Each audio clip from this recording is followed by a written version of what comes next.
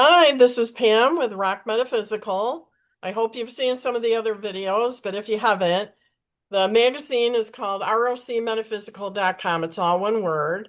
And what it is, it's a monthly online magazine that focuses on metaphysical, spiritual, and alternative health.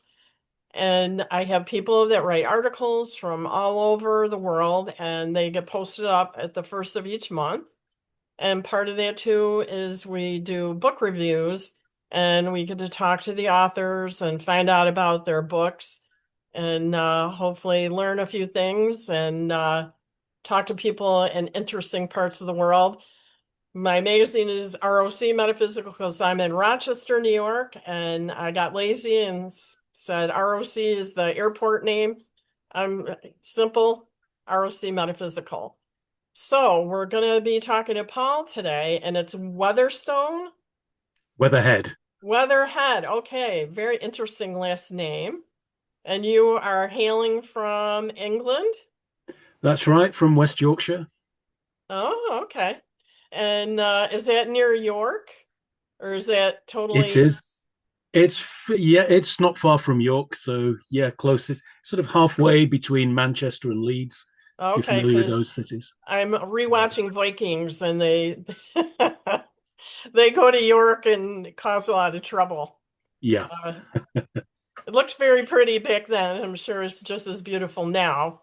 Mm. So we're talking to Paul because he's written a couple books, but this one in particular is about historical information about ghosts and how people thought about it or reacted to it. Uh, I find it very interesting because here, and well, as I said to you before we turned this on, I went to Ireland and we went kind of ghost hunting at different castles. And a lot of times it's initially what the people say. But now technology, you can use things to prove or disprove if there's really ghosts hanging around, and we did have some instances where we got actual recordings of voices. So I find it interesting. I am more probably the analytical. I like proof. So I enjoyed the fact that we got some information. And a lot of it was historical because like we were taught, well, I was talking Lup Castle, his ghosts that were up in the third floor were probably from like the 14th century, 15th century, somewhere in there. And he only knew that they were there because he would hear what was going on. And finally, people believed him, because I'm sure that's part of what your book is about is believing. Is it true? Is it, a little true, or is it totally all made up? So let's get to your book. Do you want to show them the book now so they can see what it's all about? So, There we Phantoms go. of Christmas Past. So, why Christmas? Why was Christmas a big deal? Well, we know that Christmas it's almost on the border between the old year and the new year, and borders have a special, magical quality where two worlds meet. So there's always this idea that folklorists call it the liminal, don't they, where the two worlds meet. And so there's that connection with Christmas. But I think also at Christmas, people are more interested in ghosts because of the tradition of ghost telling around the Christmas fire. But also, I think newspapers are also on the lookout for ghost related stories. And so that sort of media interest throughout the 19th and early 20th century helped spark some of the hoaxes, the hunts, and the panics that I talk about in the book. Yeah, so your book is about maybe sometimes there was real, but a lot of, as I went through, there wasn't really a lot of truth to it. And, you could call it a hoax or I think you probably know the word when you get the whole town believing it. Mm. Hysteria maybe is the word, that something happened. Yeah, a lot of these panics and would actually happen in a place where there was some ghost lore, a ghostly legend.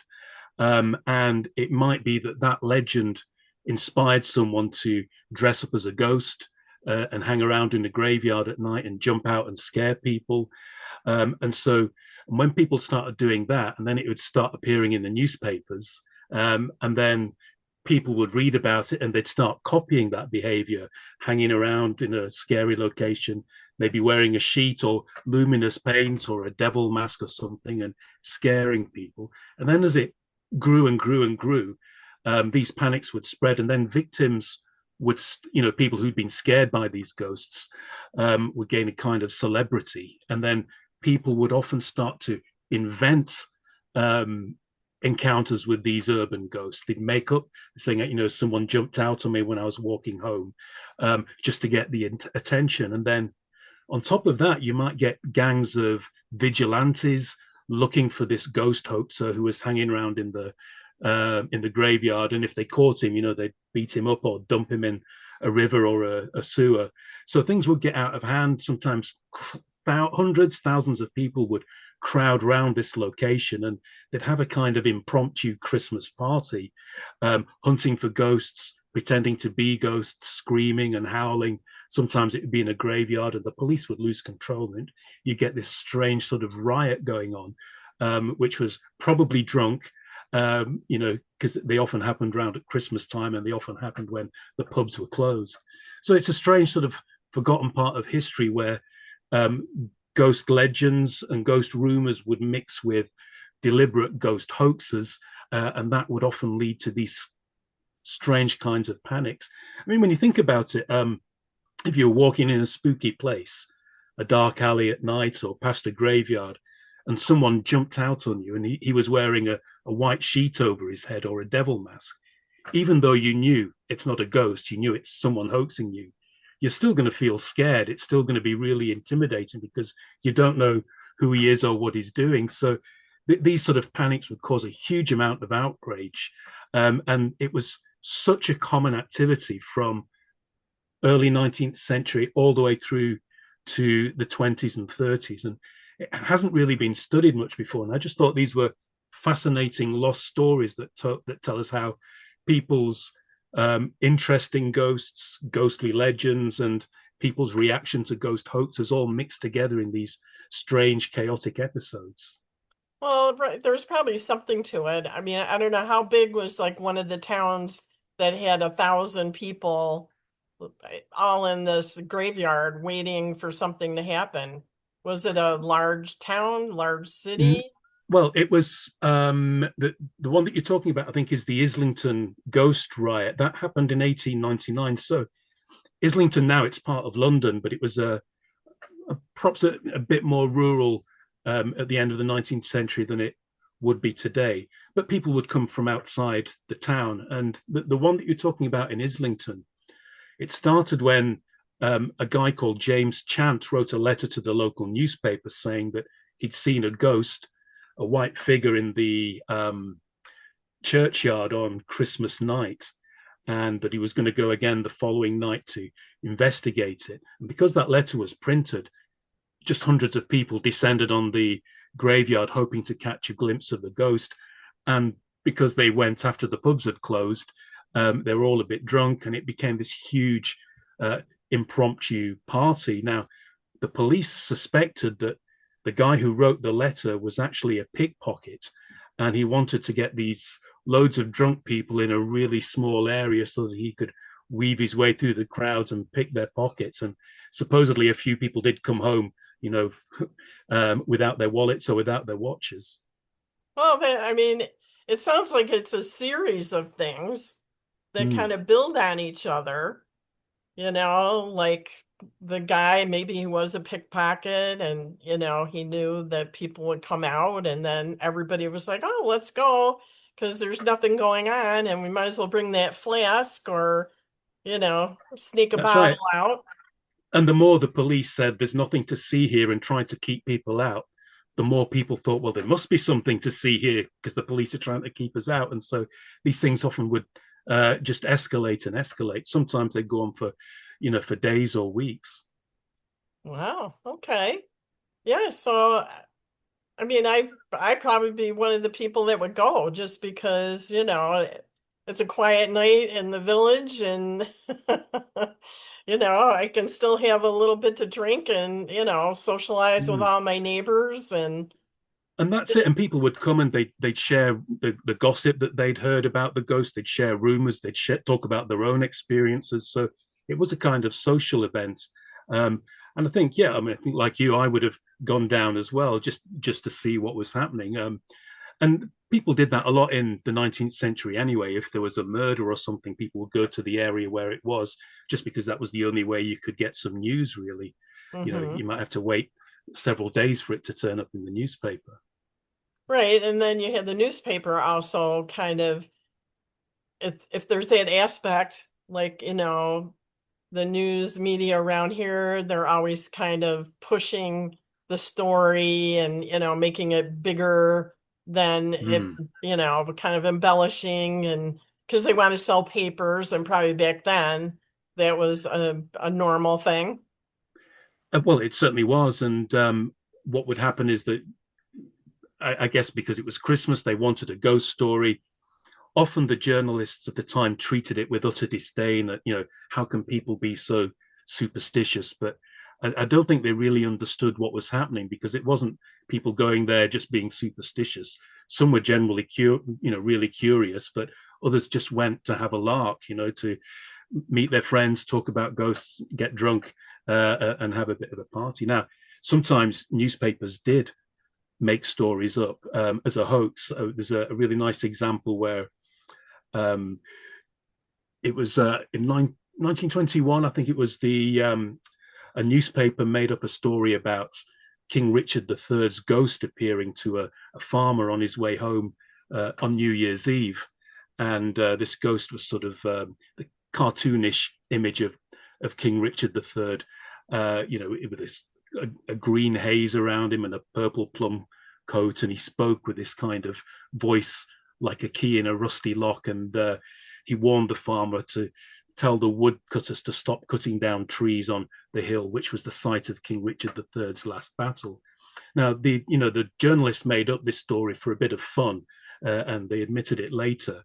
But when they published it in the newspaper, it was then syndicated in other newspapers, and they shortened it. So they took out all the tongue-in-cheek jokes and just left the bare bones of the story. And so that meant that now you had loads of investigators and curiosity seekers coming to try and find the ghost of King Richard III in this forest, when the whole story had been made up by the newspaper.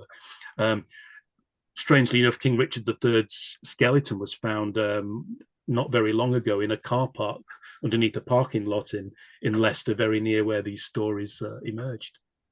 Well, I mean, you never know. There's usually what did they say? There's always a kernel of truth, Mm. and then the rest is embellished.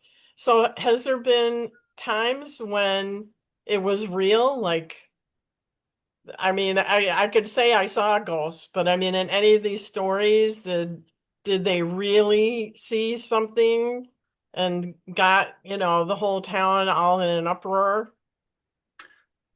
The people did really see things, but what they might see would tend to be somebody who was um, in a costume that maybe had luminous paints or an animal mask or devil horns. Now, one costume, a really crazy one. This happened in part of London in 1803. A coach driver stopped his horse because he could see in the field this white figure who was making this really eerie rattling noise. And as this figure approached, he could see that it was covered from head to toe in pig bladders filled with dried peas. Now, pig bladders filled with dried peas were a common children's toy at the time. You can imagine getting that for Christmas. But um, so you get all these crazy costumes. So people would see things, but when investigators came, serious investigators, because this was the time when you had the Society for Psychical Research, and people were trying to investigate paranormal phenomena in a more rigid scientific way. Um, they would come, but often they would be hampered by the huge crowds of partygoers who were coming just for fun and to scare each other. So that would sort of ruin their investigations at the same time. So there was always this kind of tension between the serious investigators, the local people who were there just having a party, a ghost party, and then there might be the spiritualists as well who tended to be more successful in finding ghosts, and so the psychic investigators were angry with the spiritualists because they were coming from London and trying to steal their ghost, and so you get this strange mishmash of conflicting interests. So, and I'm not sure if I saw it or not. Sherlock Holmes or some investigative person of fame may have checked out some of this. Was there any? Well, Sherlock Holmes, the author of the Sherlock Holmes book, Arthur Conan Doyle, was really interested in spiritualism, and so he did make a few comments on some of these. He didn't really get involved in any of the investigations, uh, but another contemporary of Arthur Conan Doyle, W.C. Stead, who was a very famous newspaper editor, he got involved with some of these investigations as well. So there were some quite high level investigations into them, but most of the investigations came from local people in the area. As I said, they tended to be frustrated by these conflicting points. Now, some of the stories that come up, there isn't really an explanation. Some of the ghosts that were seen, the journalists made it up, or it was some clown wearing a scary costume. There was some where there doesn't seem to be an obvious, you know, explanation. For example, there was in the case where, sorry, I've lost my thread now. That's okay. So one example is something called the clanking ghost of East Barnet. Again, this is part of London, but it was a rural area when this started in the early 20th century. And there were rumors of a ghost of a robber baron called Sir Geoffrey de Mandeville, who died in medieval times.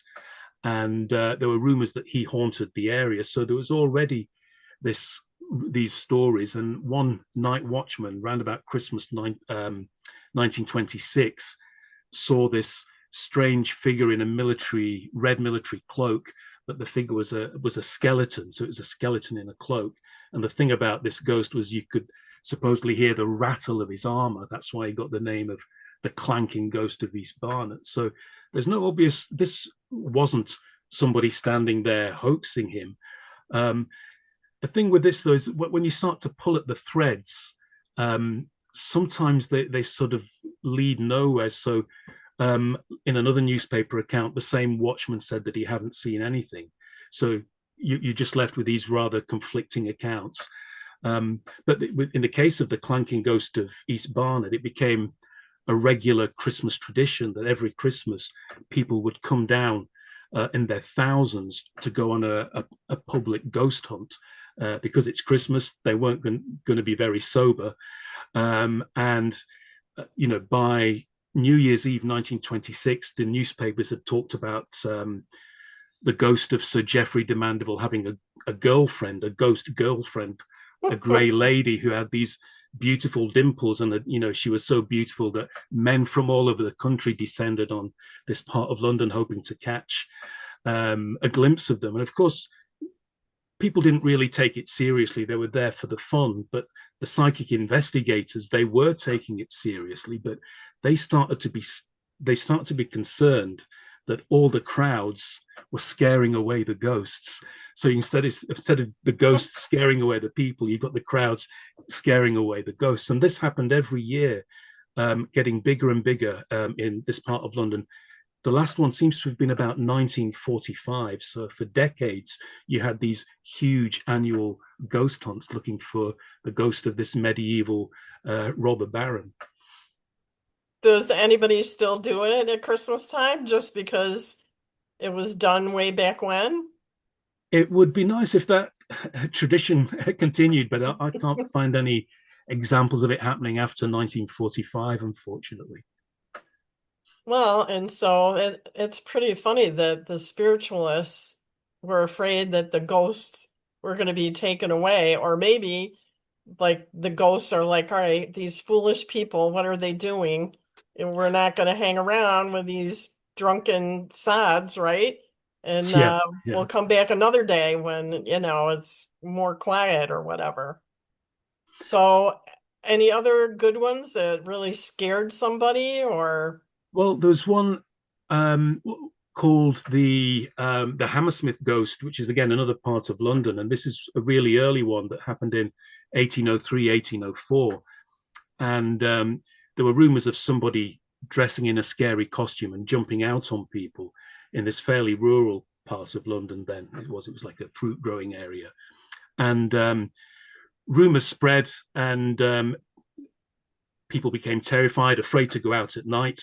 There were lots of stories about this ghost maybe breathing fire or having red eyes or having hooks on his hands and wearing all these, you know, scary costumes. And supposedly a woman was scared to death. Quite often the victims would be described as being scared into fits or to be mentally deranged from having seen this, ghost hoaxer, this guy in a white sheet. And this spread for right up until Christmas and then into New Year, got bigger and bigger. Patrols were organized. And then one guy decided to take the law in his own hands and he hid in a place where the ghost was known to be seen. And when a figure in white emerged from the dark, he took a gun and he shot him. Now, the Oh man he boy. shot was actually a builder, a plasterer, and in the 19th century they traditionally wore white. So he shot and killed an innocent man, and then um, he was sentenced to death for murder and then reprieved at the last minute. He got a last minute pardon. But you can imagine there was thousands of people on the street either looking for this ghost or chasing people who they thought were the ghost and then wanting to come and see the body of the man who'd been killed. And then the panic, and as often is the case in these situations, the panic dissipated when a scapegoat was found. So a man called John Graham had dressed as a ghost in order to scare his apprentice. He was a shoemaker, and his apprentice had been telling his children scary stories, and now his children couldn't sleep. So, to get his own back, he dressed as a ghost and tried to scare his apprentice. And so, although he was guilty of that. He certainly wasn't guilty of the dozens and dozens of Hammersmith ghost sightings. But he was a scapegoat, and once the scapegoat had been found, the panic dissipated and it all went quiet. But these ghost panics, were really, really common, and so they always come back. There's always another one in the next village or the next town or the next year. So did you find that it was regional or was it in all over different parts of England or Mm. Yeah, they're from all over England. There's a few in London, some in the north where I am in Yorkshire. There's a really nice one in Scotland because it has a kind of Scooby Doo element to it. There was a ghost called the ROC ghost that's part of Dundee now in Scotland, but it had a really large Irish community, and they call this area Little Tipperary. But there were rumours of a ghost that had hooks for hands and a red a luminous hat. A ghost would wear a luminous hat and a red and white cloak, and he was scaring people so often that people were scared to go out. There was concern that the courting couples weren't able to meet, and so the number of marriages was dropping. And so it caused a huge panic in this small area. There were arms of young Irishmen holding their was it called shillelaghs, but with sticks roaming the streets trying right? to catch this ghost. But eventually, one man took his little dog Nettle out to try and find the ghost. And when he saw someone in a white costume, the dog ran after him and ripped the sheet off him, and they discovered the culprit. Unfortunately, his name wasn't revealed because he was of a high standing, and possibly he bribed, maybe he bribed the owner of the dog. Wow, I think this is really interesting. So, I mean, it might be good for some of the ghost hunters to read these stories to kind of get an understanding of people. I think maybe we want to believe, and and I think we love to be scared. I think Mm, that's pretty common when you see the spooky movies that are out there. that's it. I mean, is it thinking about what you just said there about how people like to be scared? There's one really nice example that I've always loved from a town just down the road from where I live called Todmorden. The rumors started to spread that the station master was on the platform late at night, around midnight, and he saw this strange white figure with red eyes approaching him. And he thought it might be the ghost of someone who died in a train crash or something like that. But then the figure and the station master vanished. And so people came to the train station the next day to ask about it. And crowds grew, hundreds of people over the next few days, saying, what's the ghost, and what happened to this man? How did he disappear? What happened? Did the ghost drag him off to hell or something? And anyway, the next day, or a couple of days later, this station master turns up for work, surprised to see all these hundreds of people waiting for him. He said he had seen something. What he saw was this strange figure approaching him, moving in an erratic way, and it had these glowing red eyes. But when he got close to him, he realized it was an escaped ferret. And so you can see that he went and told his mates, a funny thing happened to me, da, da, da, da, da. And then his mate told someone else, who told his wife, who told her husband. And then the bit, it just sort of created this story that had a spooky ending rather than the comical ending. So you can see how rumors can change and develop very, very quickly within hours. Right. All right. Well, show us the book again so we can see what it looks like. All right. So, and it's Paul Weatherhead. So I make sure I say your name properly. And do you have a website? Yes, I do. It's paulweatherhead.com. So Okay. I It's, blog on there, paulweatherhead.com. There's a link to my podcast, which is Monsters, Myths, and Manias, which has ooh, all short right. audio articles about that kind of thing. So is there just different stories and things that may or may not be true? Yeah, I'm interested in, as well as the sort of ghost legends and spooky stuff, and other generally sort of Fortean phenomena, but also I'm really interested in mass panics and social panics and mass hysteria, as you mentioned earlier on. These kind of when communities get swept up by this belief, this strange belief. So I'm interested in all those kinds of things. Weird music as well. There's an element of that to it. All right. So you can get your book on your website. You can get it from wherever you get your books from. It's published by Sixth Books, so as in Sixth Sense. So Sixth Books, you could get it from their website. You can get it from anywhere you buy your books from. Okay. All right. I know some people is only through their website and then Mm. your distributor or your publishing company. So, all right. Well, I'm gonna have to check out that podcast. That sounds interesting. I like to get a little scared, not a lot. All It's right. finding the So, fine line. Yeah, what's that? yeah. It's finding the fine line between Yeah, I being a don't want bit to have scared to, and being terrified. yeah, sleep with all the lights on at night. I kind of Mm. draw the line there. All right, so I'm gonna say thank you and I appreciate our time and I'm gonna hit the stop button. So I'm gonna say thanks and maybe I'll see you in England sometime. Thanks for having me. My Sure. pleasure.